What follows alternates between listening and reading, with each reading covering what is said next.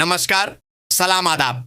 आप देख रहे हैं न्यूज एक्सप्रेस। चलिए शुरू करते हैं पूरे बिहार की हर छोटी बड़ी खबर सिर्फ 15 मिनट में।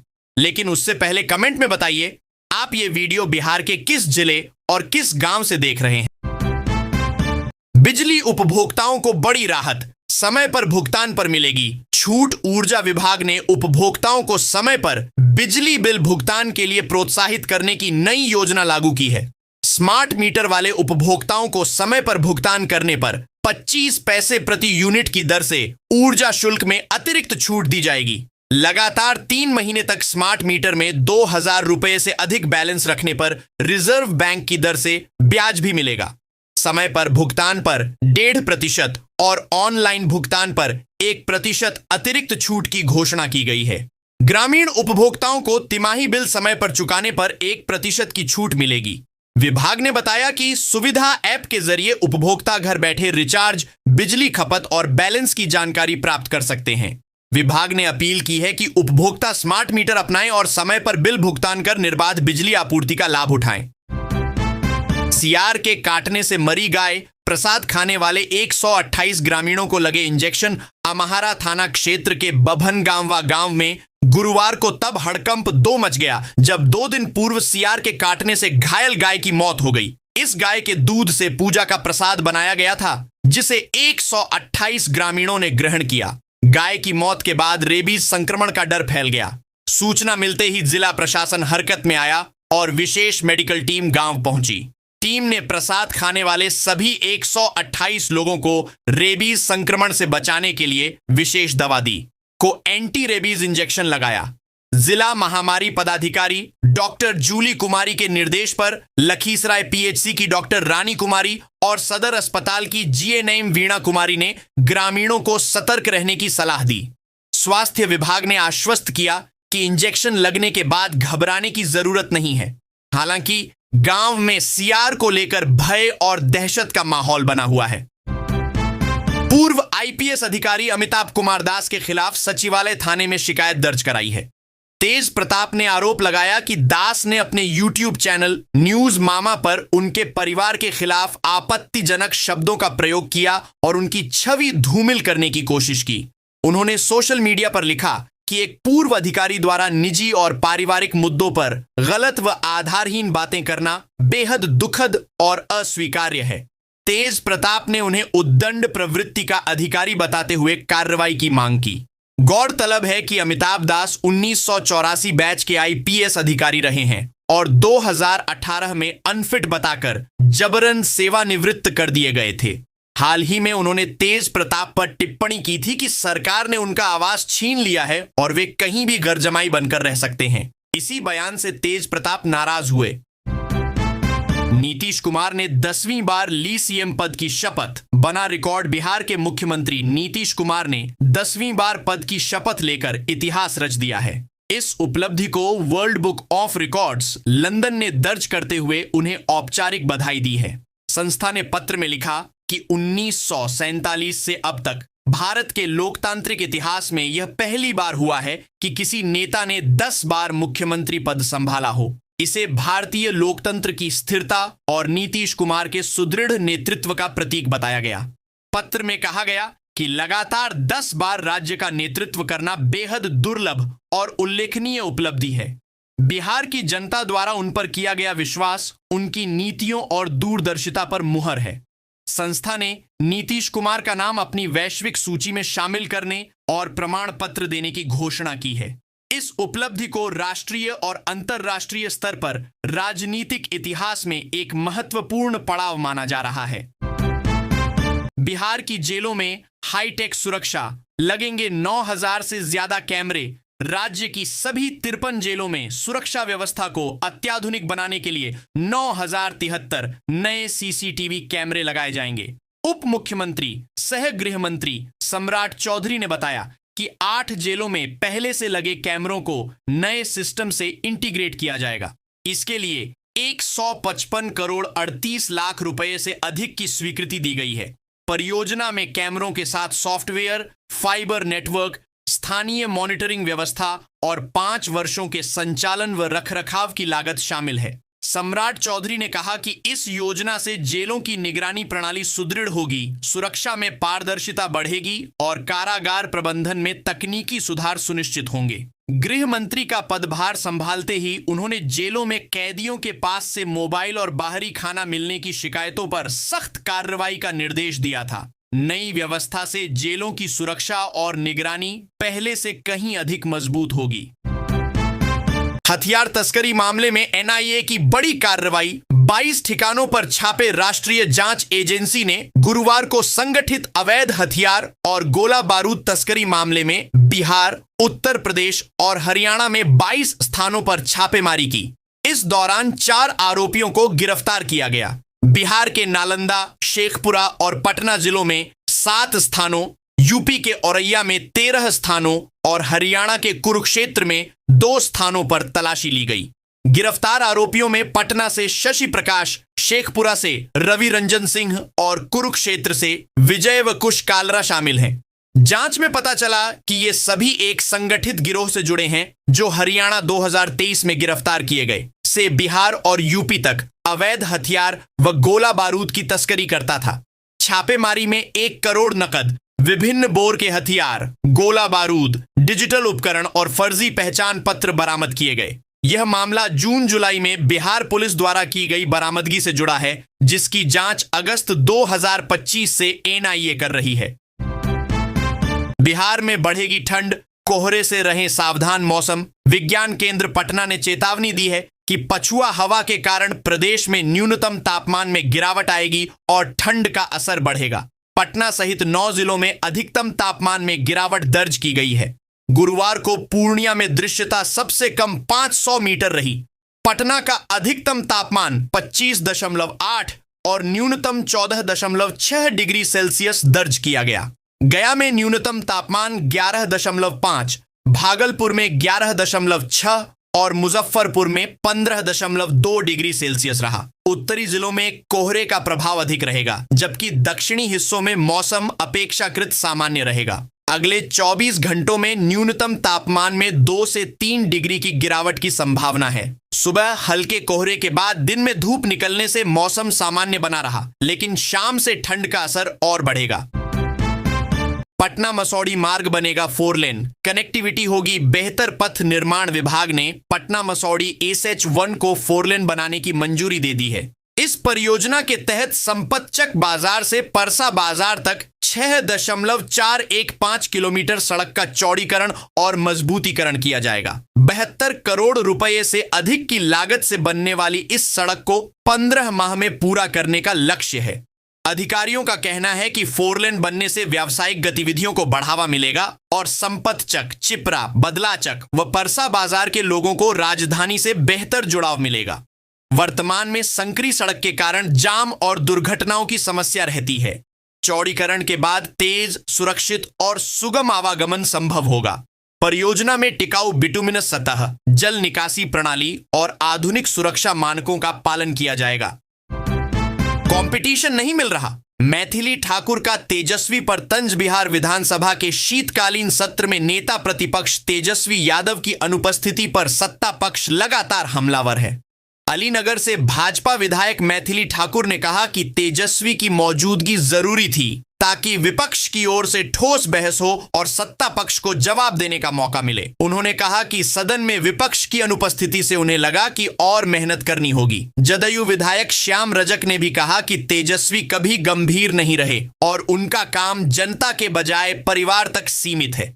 दूसरी ओर राजद नेताओं ने रुपये की गिरावट 100 रुपये से 100 रुपये तक सीमित है पर केंद्र सरकार को घेरा। उन्होंने कहा कि लगातार गिरता रुपया अर्थव्यवस्था के लिए खतरनाक संकेत है और प्रधानमंत्री को बताना चाहिए कि करेंसी कब स्थिर होगी।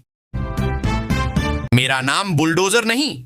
सम्राट चौधरी का पलटवार। बिहार के गृह मंत्री सह उप मुख्यमंत्री सम्राट चौधरी ने विधानसभा में कहा कि उनका नाम बुलडोजर नहीं बल्कि पिता ने सम्राट रखा है। उन्होंने स्पष्ट किया कि अतिक्रमण हटाने की कार्रवाई कोर्ट के आदेश पर हो रही है और इसमें माफिया चाहे जमीन, बालू या शराब से जुड़े हों, कोई नहीं बचेगा। राजद विधायक कुमार सर्वजीत ने तंज कसते हुए कहा था कि गरीबों की झोपड़ियां उजड़ रही हैं, इसलिए उन्हें बुलडोजर बाबा कहा जा रहा है।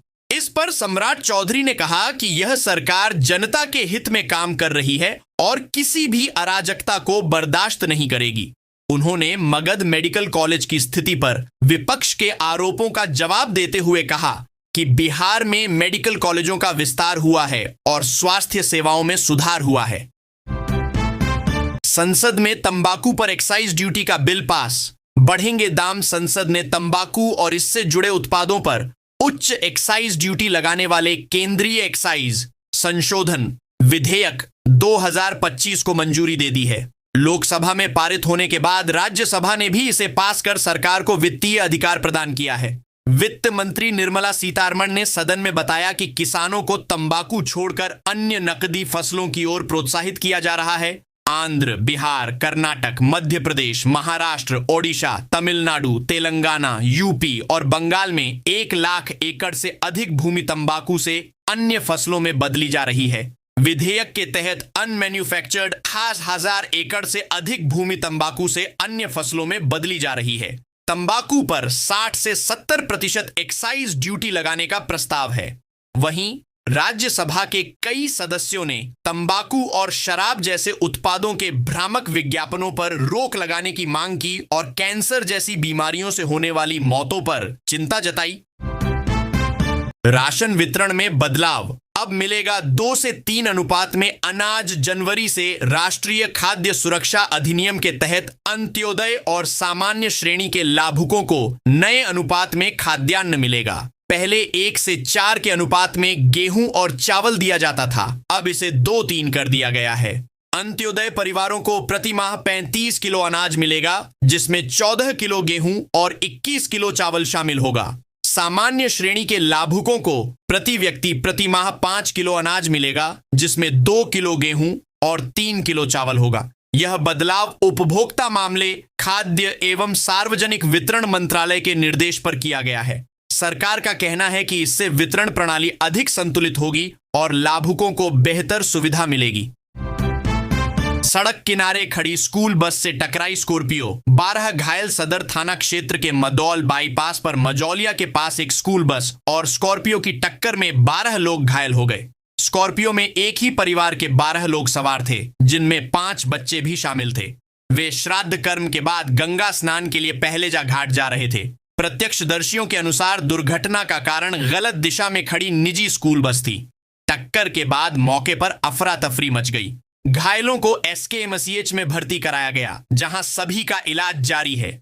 घायलों में जयराम पांडेय, गोपाल पांडेय, गायत्री देवी, ललिता देवी, रूपा देवी, गौतम, लक्ष्मी, पूजा, कमलेश्वर पांडेय, शिवम, नंदनी और चालक मिंटू कुमार शामिल हैं।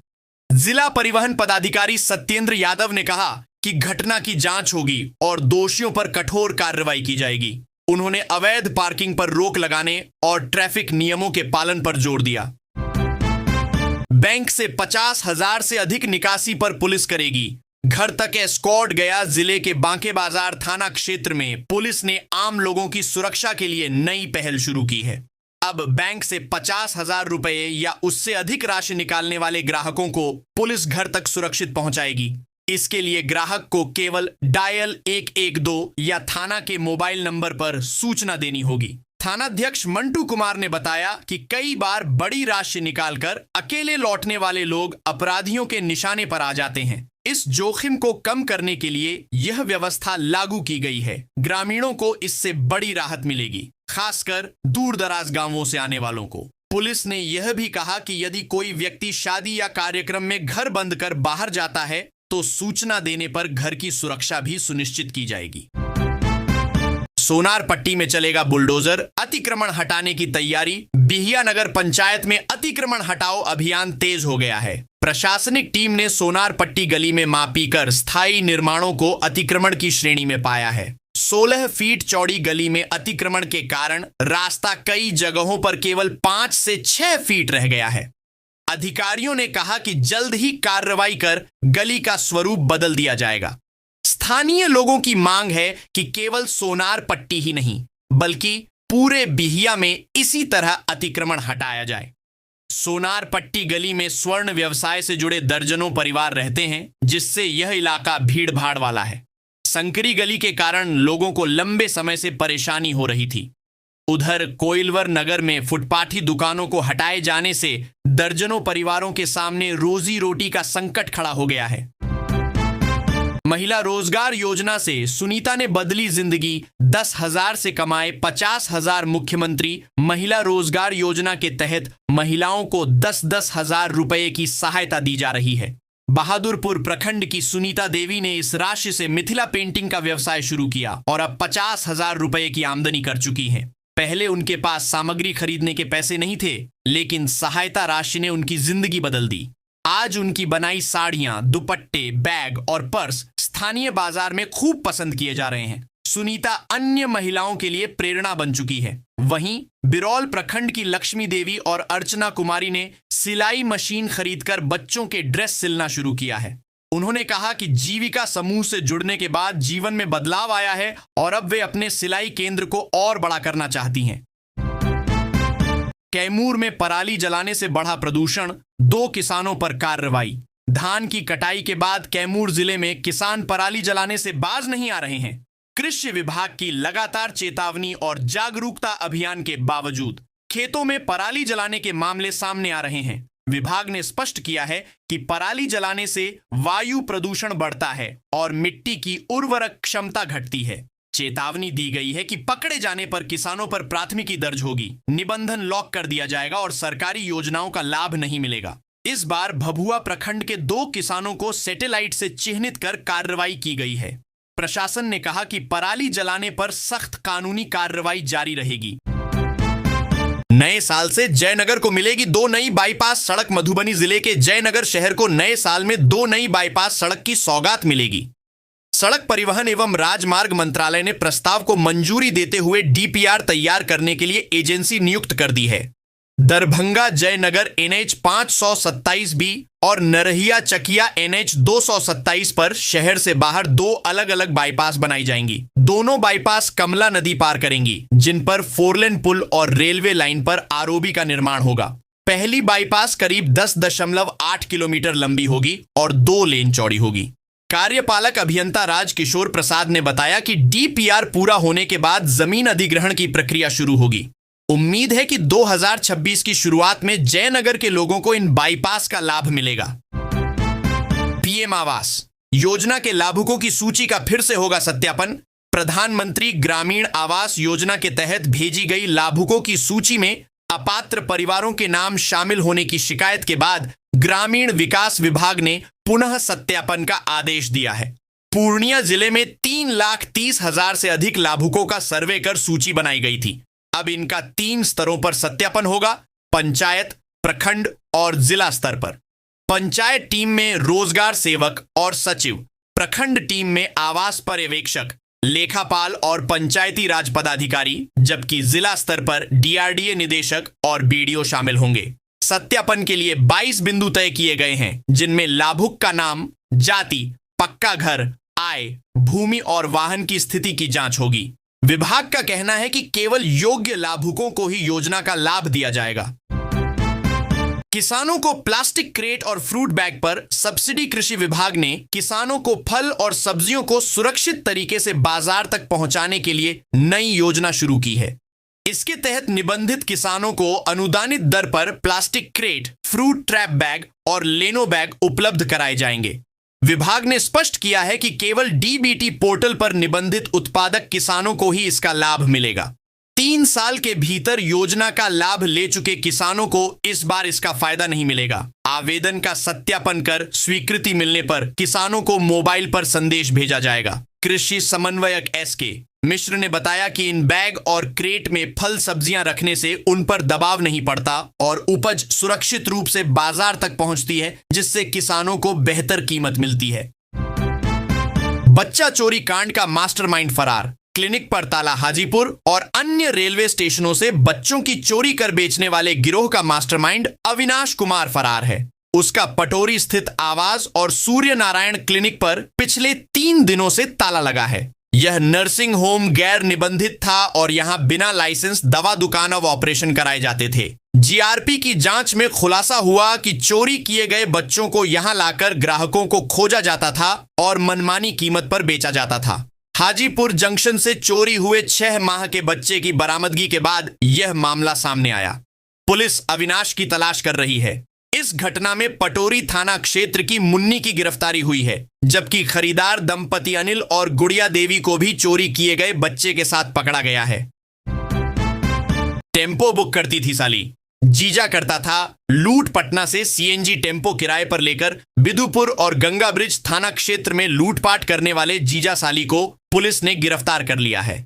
आरोपियों में बिदुपुर के राजकिशोर पंडित और उसकी साली छोटी कुमारी शामिल हैं। एसडीपीओ सुबोध कुमार ने बताया कि दोनों दीघा से टेम्पो बुक कर सुनसान जगह पर ले जाते थे और चालक को लूट लेते थे। लूटे गए टेम्पो का उपयोग शराब के अवैध धंधे में किया जाता था। पहले महुआ थाना पुलिस ने एक चोरी का टेम्पो शराब के साथ बरामद किया था। जुलाई में दीघा से किराए पर लिए गए टेम्पो को पानापुर धर्मपुर में लूटने के मामले में विशाल कुमार पहले ही गिरफ्तार हो चुका था। उसी मामले में फरार चल रहे जीजा साली को अब पकड़ लिया गया है। पूछताछ में दोनों ने स्वीकार किया कि वे संगठित गिरोह बनाकर टेम्पो लूटते थे और अवैध कारोबार करते थे। रोजगार योजना से महिलाओं की जिंदगी में आया बदलाव। मुख्यमंत्री महिला रोजगार योजना ने जिले की लाखों महिलाओं को आत्मनिर्भर बनने का अवसर दिया है। अब तक 7,20,000 महिलाओं के खाते में 10-10 हजार रुपए की राशि अंतरित की गई है। पहले चरण में 93,000 महिलाओं को राशि मिली थी और उनमें से कई ने एक सप्ताह के भीतर स्वरोजगार शुरू कर दिया। चंदा मामा ग्राम संगठन की बुधिया देवी ने किराना दुकान खोली और घरेलू टोकरी की बिक्री शुरू की। बहुअरवा पंचायत की रंभा देवी ने सिलाई मशीन खरीदी और गांव के लोगों के कपड़े सिलना शुरू किया। जमुनिया पंचायत की नीतू देवी ने ओवन खरीदा और केक बनाने का व्यवसाय आगे बढ़ाया। जीविका पदाधिकारी आर.के. निखिल ने बताया कि योजना का असर धरातल पर दिख रहा है और महिलाएं अपने व्यवसाय को आगे बढ़ाने के लिए अतिरिक्त सहायता राशि की प्रतीक्षा कर रही हैं।